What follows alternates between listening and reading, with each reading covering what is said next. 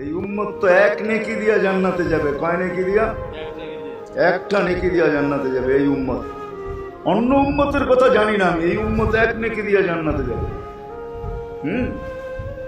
নবীর একটা আদর্শের কারণে জান্নাতে যাবে। সিরত মানি আদর্শ, আর এটা আমরা কদমে কদমে মুহতাজ।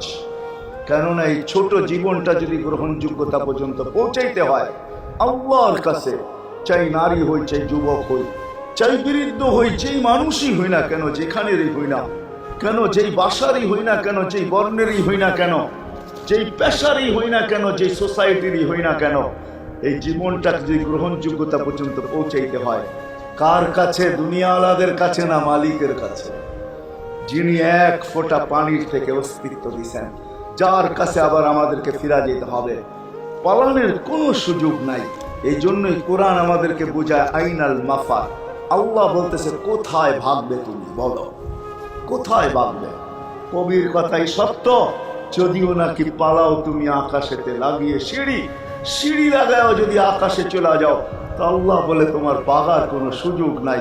কেননা ইল্লা বিসুলতান, ওইখানেও আমার রাজত্ব, এইখানেও আমার রাজত্ব,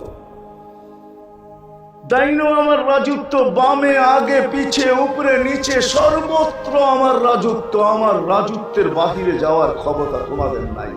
দ্বিতীয় কথা এটো, আইনা আনা মাকুম আইনা মা কুনতুম, যেখানে যাবে ওইখানে আমি সঙ্গে থাকব, আমাকে দূর করতে পারবে না। যদি করো তাহলে তুমি থাকবে না, তোমার অস্তিত্বই থাকবে না। কেন আমাদের ভিতরে আল্লাহ নাই বটে, কিন্তু আল্লাহর একটা পাওয়ার আছে যেটাকে রূহ বলে। কুলির রূহ মিন আমরি রব্বি, আল্লাহর একটা পাওয়ার, একটা সিফত, সবচেয়ে শক্তিশালী পাওয়ার যেটা, ওইটা আমাদের ভিতরে আল্লাহ ঢুকায় রাখছেন, যেটাকে আমরা রূহ বলি।